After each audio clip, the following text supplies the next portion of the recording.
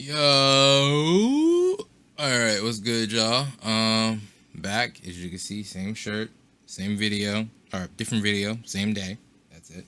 Um, Today is a very focused topic. I'm really just talking about spending your money and understanding your work, or not your work, but your software and your gear.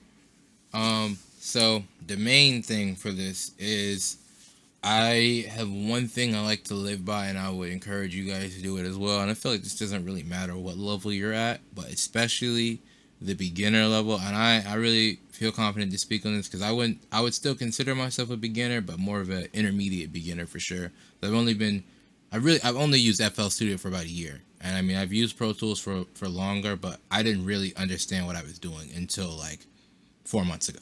So definitely still a beginner.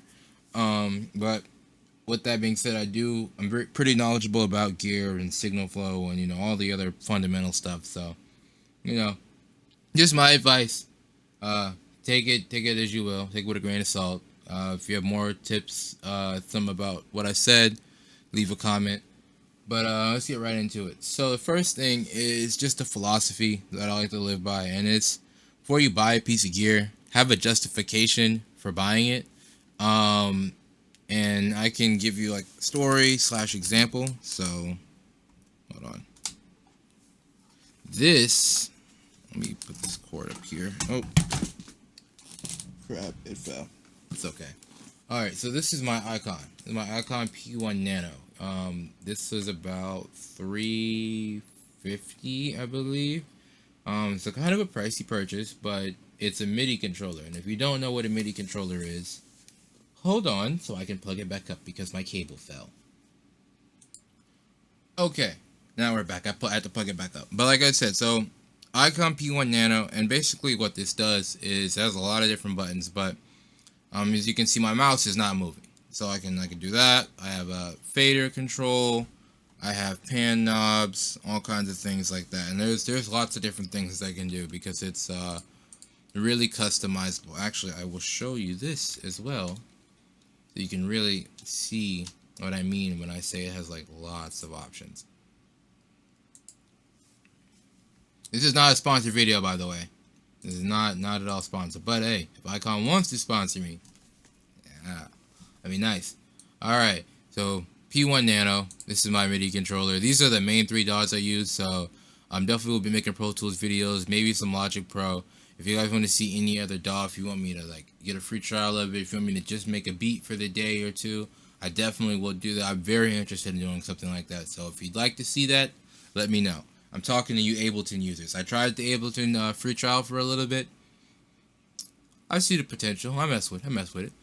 But yeah, that's a side note. But anyway, this is what I bought for myself. It's just a MIDI controller. It has like all of these different commands I can completely customize, put in, even if I want to, like my own keyboard shortcuts. And so my reason for purchasing this is right before I graduated from Stetson, my senior year, my audio professor went for our studio and he bought the Softtube Console 1 system. He bought both the controller and the faders. So if you're unfamiliar with that, I'll put a link to it in the description as well, so you can just go check it out. If you like that and you want to buy it, it's probably like, honestly, it's probably like 4 of these. So yeah. But he bought that because it was the school's money and not his, and he an older guy. He cool. He one of them. If he talking about tape. He talking about he talking about he talking about tape. He's talking about outboard gear. He's talking about analog saturation, all that good stuff. You know what I'm saying? He got real strong opinions. But no, he a cool guy, man. I mess with him. That's my dog. But he bought it because he was saying like this is kind of an old school thing, like being able to have these faders and knobs as if we're using a mixing console or something like that. And he was saying like just so you guys can have this experience. And one of the really cool things that I really liked about the Softtube was that it kind of worked. It had its own software, so it kind of worked like this. If you're familiar with the virtual mix rack or really any kind of multi-rack plugin where you have multiple effects inside of one singular plugin. So that's kind of how the Softtube works. and it's kind of the same with the controller where I can control things, but I can control all of their software with the controller and also do some extra things like specific to each DAW. And that's one side note I want to leave on. Any MIDI controllers specifically, guys, do your research, especially for maybe like your primary and I'd say secondary or whatever DAW. Do research for those like specifically, because almost every time there's some limitations that you're not aware of, bro, and it's very frustrating. Like I remember I got this and I plugged it in with Logic. It worked with no problem. You know, I'm in Logic. I'm doing everything I need to do. All the default commands were fine for me. But then it's like I got the FL and Pro Tools, especially Pro Tools. Bro, it was so like it was I mean, it was a lot. Like it was just like a lot of stuff I had to do, and like not even just like, you know, obviously read the manual, you know, but like still it was just like a lot of hoops I feel like I had to jump over, and that could have been avoided had I done that a very specific research and kind of been more prepared at the time. But that's why I say definitely do that, man. But so that's with the soft tube. That's kind of how it works. Is it basically controls things like that, and that was his reason for him getting it. And so my reason was kind of reminiscent of that, but it was an add-on. So not only did and that actually that soft tube, now I remember, it was a lot of issues with that as well. But like I did, like because he gave up on it trying to do it in class. I remember I stayed after, and I got it working with Logic, but I couldn't figure out how to do it with Pro Tools for the life of me. Like nobody could figure that out. I honestly wonder if they did, but I still have to say what I really started doing with it is back then, especially, and even now, you know, I know a lot more, but there's always more to learn. But back then, especially, like I was still kind of iffy on. Oh, I knew like what compression was, what EQ, like I knew what these effects were, but when you start talking about what all these knobs do, I was shaky. I mean, I still am. Everybody is to an extent, especially, you know, you're looking at something new. But what I would do is I use the soft tube to have like that fader control. Like you see, like the same thing I can do with this. It's obviously not to the same degree. Oopsies. Hold on, let's open this back up. But I would use it to literally be able to control effects in a way that to me was more intuitive, more fun. So you see, like my mouse is on it, but my mouse is not moving. Like that's me using the knob on here to turn things, as opposed to just doing it like this and clicking things like that and stuff like that. And to me, like I said, it was more intuitive. It was more fun, especially like it was better for me because that's kind of how I understood how things work before and after just reading about it. Because like I said in my last video, you can read and watch videos all day, but this kind of stuff is a trial by fire kind of thing. You know, you got to do it to really learn. Like even just like the small intricacies, like they're not putting those in the YouTube videos. That stuff you learn from actually looking at it and clicking around yourself. But so like I said, like, to understand ratio, understand threshold, you know, Q and the different shelves, how they sound, how they work. Like I was using the soft tube. Like I would just go in there and, you know, just play with like things that I already had worked on, or like even like demo tracks and stuff, and just you know, just play with it. And it was just fun, and it was also a way for me to learn, because then when I go back and watch videos or refresh myself for tests on like what does the threshold do, how does the ratio work, what's a good ratio for this, for that, you know, I was able to feel a lot more confident about those topics. And that is why I got this. And so as I continue out of school to keep doing that, I have fun. And also it's like, because this one, like you saw, has all those different screens, the other added function that I really liked about it was it helps me with my keyboard shortcuts. So you saw I can add my own shortcuts in there per DAW. And what I like to do is it helps me to be cognizant of what shortcuts I actually use, how to do them, and then like just how often I do them too. So it's like I have these shortcuts in here that I generally use, these things that I actually like do in my workflow. So not only am I establishing an order that I like to do things in, but I'm constantly reinforcing this. So even so that like when I don't need it, because I'm always typing, you know, I always like to go and like recustomize them every so often. So it's like I know these shortcuts. I feel I like to say better because I'm sitting here having to program them in here, and a result of that, which is I think is still a good thing, even though, you know, I paid a lot of money for this, but it's a good thing, is sometimes when I'm working and I really get focused, I don't even use it. I just use it like if I need to do a shortcut or something like F9, I gotta get to the mixer. I'll just do it. Like I know what all these do, so I'll just do it that way.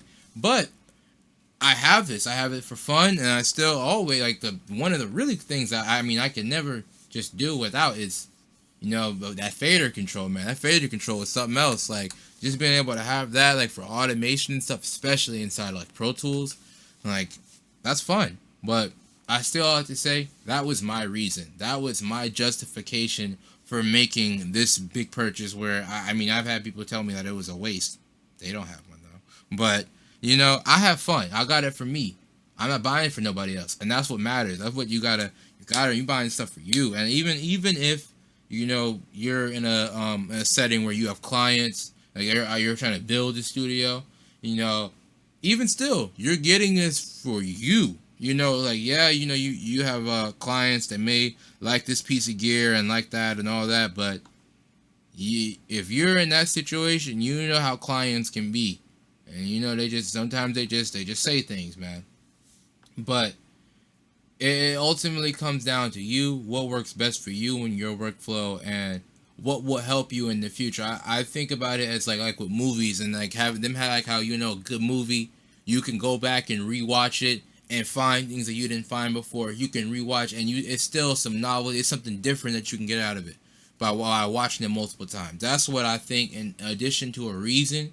Is what makes for a good purchase. It's something that you don't just use once and just put on the shelf. Like I said, I don't use this all the time. There are times where I'm in a session, I really don't use it at all. Like if anything, I may use it when I'm doing my volume balance, just because honestly it's just fun. And then that's it. Like that would be it sometimes. Because like I said, it's just sometimes it's faster for me to just do this with F9 and all that. Like I can just do it that way, But again, that's why I got it. So I feel like that is something very important that you need to have. Second of all is just understanding how these things work, inside and out. And when I say inside and out, I mean what's going on behind the scenes, and I mean that especially with software. Because if you making music, you on YouTube and stuff, and you seen the advertisements, you know what I'm talking about. I'm gonna give y'all this one. This will date this video as well. And if you know, bro, as soon as you put the plug in on the Sonic, you're 95% of the way there. If you know what commercial I'm talking about, bro, God, I'm not honest. If you can't tell, I'm not big on waves. I got no problem with waves, but Slate Digital all the way. But either way, I said it to say, because I can't remember who that guy is. I just know that part because it comes first. I know Ben Thomas because that's more my genre. So I see him. I believe he works with Sabrina Carpenter, and I think Ariana Grande as well. But it's like, you see him if you're a pop engineer. You see Ben Thomas, you make rap music. He works with Lil Uzi Vert, Travis Scott, some of my favorite people. Like, I see that, and I'm like, oh, Ben Thomas uses this? And it's like, that's okay. That's cool to think like that. I mean, who doesn't to an extent with anything? You see someone that you idolize, you imagine as a successful person, you might want to emulate, some of the things because they're successful. Where you're not at the moment, and that is perfectly understandable. I'm not saying that that's not necessarily not a good reason to get something, but for me personally, I don't think that should be your only reason ever, because what I feel like, especially in the more beginner stage, as an intermediate beginner, is when you have that mindset, you're not trying to learn how to use it. And I have a very good example of that. I have this one guy, oh my lord, y'all. So if you ever really be around people trying to make music, and sometimes there be them people, man, that just say stuff. They just be yapping, like they don't know what they're talking about, but they don't stop talking. It is a terrible combination. And I'm sitting here with this dude. I had him come to the Stetson studio. I was working on this song where I was recording him and everything. And it's like I go to give him a little quick mix to finish up. I'm putting on a high pass filter, a low cut filter. I'm trying to get the rumble off. I feel like if you that's self-explanatory. You know what I'm saying? Like 20 hertz below all that. I'm trying to get that going. And it's like I'm putting it on there. I'm using my infinity EQ from Slate. And he goes, oh, bro, what is that? And I was like, this is Slate's equalizer. I was like, I like this a lot, just for like a lot of different reasons. And honestly, my big thing with that EQ, I love the color of it. But I like the features and the way that they're laid out, because every EQ pretty much has those same features. But I just like that. I've grown accustomed to it, but I like it. And he's like, "Oh no, bro, you got to get Fab Filter, fam. You got to get the Fab Filter. You know, everybody used the Fab Filter." He was like, "It just sounds different." I stopped what I was doing, put my hand off my mouse and keyboard. I looked over it, bro. I said, "How? How? Like, you know when they do the jokes, they be like, explain it." That's what I did. I was like, "How? How is it different?" Bro said, "I don't know. It just processes the sound differently. It just adds something. It's just different." He couldn't even tell. Like, he was just saying that, bro. And it's like, that's what I'm like. You see somebody else have something and you just want it because they have it, but you're not taking the time to understand it. And that is so important, because that is how you actually propel. You get the sound that you're going for, that you're achieving. You make the ideas in your head come to life by genuinely understanding the tools at your disposal. You can't, there is, especially in audio, there is no one switch that fixes anything. That's why, I mean, I like one knobs, and I feel like, especially as a younger producer engineer, like, I'm probably like a minority when I say this, but I don't really like one knobs, because I don't like not having control, or like just being able to affect the sound. And it's either I affect it this way and I get things that I don't like for example, Sound Goodizer. I love it. Don't get me wrong. I do mess with it. But like, let's just use it as an example. So I'm trying to get a certain amount of harmonic saturation, but it's saturating too much of my low end, and it's like I can't just keep putting filters on or keep trying to compress out like this low end and stuff, but I want that saturation. And it's like, that's the kind of limitation that a one knob gets you. But then you have something like SSL's saturator, or even I know we're talking about Pro Q, but you have Fab Filter Saturn, and you can be a lot more specific with how you saturate your signal, and you understand that. You can do a whole lot more. You can do so much more because you understand what you're doing. And I still have to say, even still, when I say that's, I know I said in reverse order, but that's really the outside when I say understand it. The inside is look behind the scenes. And it's like I said, this applies to hardware like MIDI controllers, interfaces, outboard gear. This applies to that as well, for sure, because that stuff is way more expensive. But plugins are a lot easier to buy because they're easy to advertise. You can download it and it's right there. All you gotta do is go downstairs, go to your car, get your wallet, and it's just that simple. So that's why I'm really trying to speak on this, because especially as a younger beginning producer, engineer, whatever, that is a trap. It is a trap. I'm telling you. You just no. And it's like, you do all that, I got Infinity EQ, there's Fab Filter. Let me show you something. You use, you know what I'm saying? You use FL Studio. Let me show you this. You might not have seen it before. What's that? You see what I'm saying? Same thing. But I guarantee, it's probably someone out there right now, just like that guy I was telling you about. They don't even know what all of this does, but they want Fab Filter, or they use Fab Filter. You know what I mean? Like, how can you try and get that upgrade? You don't even understand the fundamentals of what the effect itself does. How to manipulate the effect to get a certain result, and not just a general result that you can't really fine tune. You know what I mean? And that not necessarily with something like EQ, but really the example I'll use is this plugin, Track Spacer. So I got this because I had a friend, I had somebody tell me that I should get it, and that wasn't the only reason, but I did take their advice because I trust what they say for the most part. And I also I did my own research on it. I looked it up. I was looking at things because the main thing was I kept hearing Waves Factory, and I was thinking Wave Central, but obviously it's different. I know that now. So that was like one thing. That's the stuff. It's like just simple little amount of research, just one Google search helped clear that up, instead of me just going around saying that and looking dumb. Just one Google search. But I looked it up, and I wanted to understand, like, what does this plugin do? Like, I know what people say that it does. It spaces your tracks out by cutting frequencies and just automatically knowing what to do. But it is not much more, but it's more than that. what this plugin is essentially doing, it is a sidechain dynamic EQ. So what you do is, of course, sidechain. So I would say this is my vocal, for example. It's on the, this is, or not vocal, this is my instrumental track. And I'm on my instrumental track, and then I sidechain my vocal to it, and then I can affect this. And even with this button, I can go in, and I know, because it's just like compression. Now that I know it's just like compression, it's just sidechain. And so I go in and I can affect it, and I understand that I can cut out some of the lows, cut out some of the highs to get a more focused sidechain effect. I can play with the ratio, and I know the ratio is set. The ratio is set, and there's not necessarily a threshold really, because it's more of a frequency kind of thing. It's a dynamic EQ, not necessarily a compressor. And just me being able to understand that, it helps me to know when to use it, how to use it, justify why I use it. You know, if someone's asking me, I'm not just, oh, you know, you gotta have track spacer on there, you gotta put the fruity soft clipper on the master. Like, why are you doing that?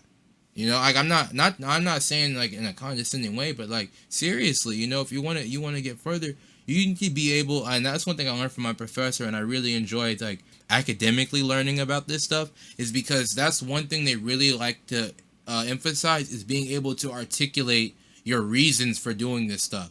Like, yes, it's about feeling. Yes, the technicality matters, but not as much as the creativity. I mean, you can go either or, but I believe it more to be that way. But still, there is some technicality. You know, there does need to be a reason for why we do some things, because you can take creative liberties, but if you take creative liberties the whole way, I don't really see you making a hit. You know, you got there's some structures that we have to kind of stick to, especially if we're trying to make songs that can compete with industry standard songs, Billboard chart topping songs, because those songs, even from genre to genre, they have some fundamental aspects that you just have to do. And it's like, if you want to change something from that, understanding how that works is your key to being able to make that creative change, instead of just, oh, I don't want to do that, and you stumble upon, you can only stumble upon stuff so much, and that can take forever, you know. So that's really my example with track spacer. You know, just read your manuals, watch reviews on it.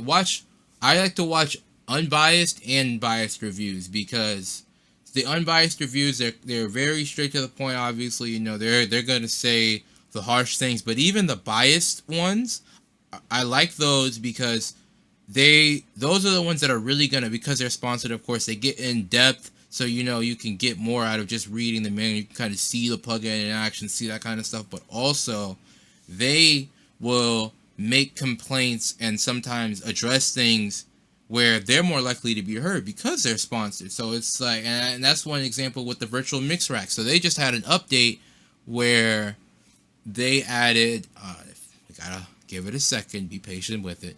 But they just had an update where they added side chaining, and then they also added these gain knobs right here, so you can gain stage your different modules as you're going from one signal to the next. And like, that's the kind of thing where it's like, you can know that something does, like if we were watching a review on it before this came out, we would know, oh, well, they don't have this, so that's a workaround. Before we buy it, we can know that and know, okay, well, if it doesn't have side chaining, and I'm looking to use the FG2A, which is, you know, basically LA2A, like I want to use that and side chain it, even though like it doesn't have a side chain. But you know what I mean. Like, that's the kind of stuff that you want to be prepared for.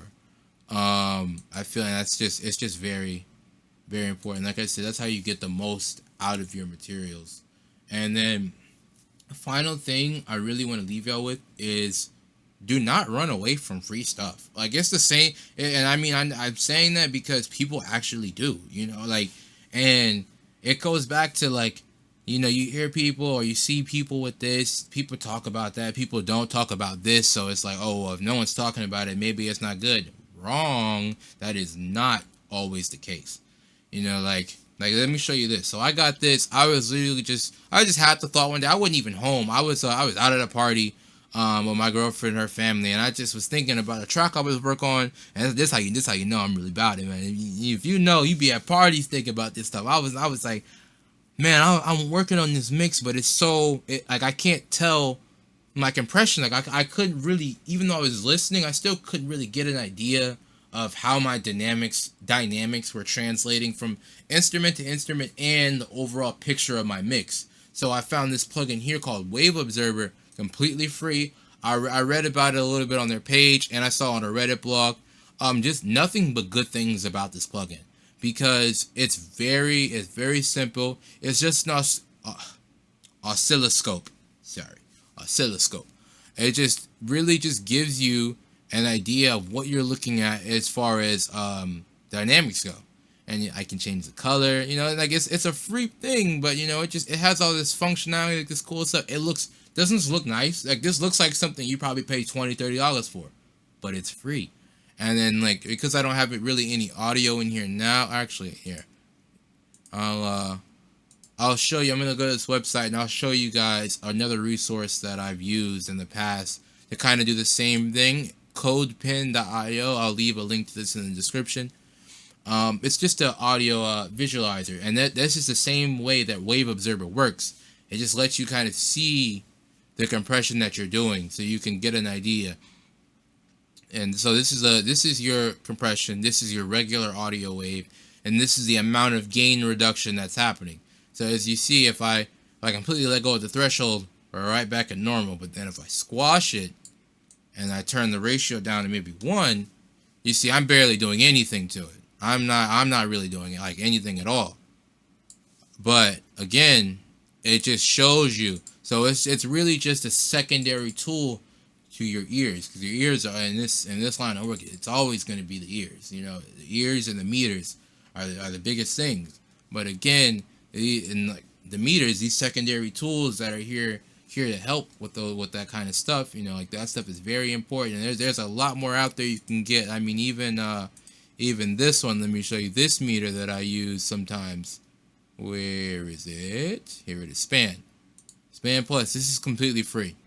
And I mean, it has a spectrum analyzer, correlation meter. I can see my LUFS. I can see what's called True Peak. All that kind of stuff. You know, I can save the PNG of it static. I can import settings and things like that. This is all free.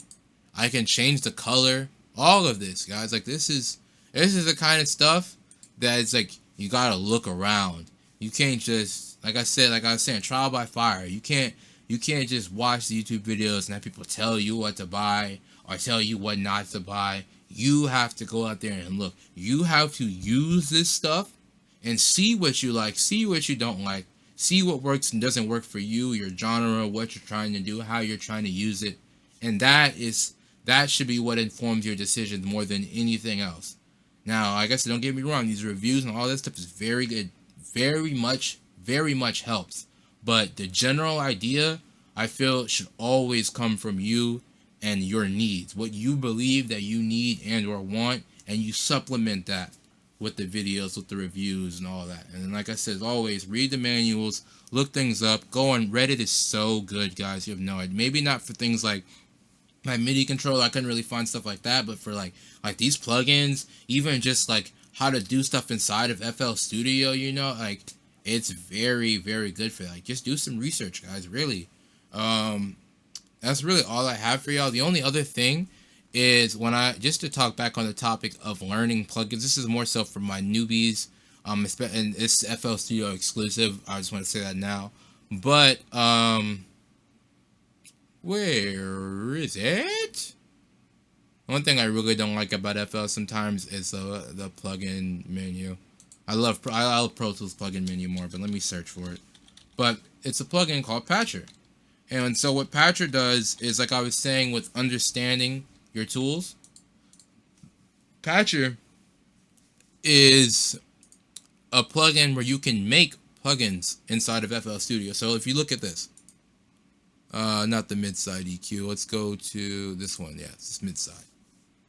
So on the surface, you're seeing this plugin, you're seeing these controls, the mid-side and the output. But then if you go to the map, you see this is nothing more than a complex stream of plugins. So this is like an avenue of practice.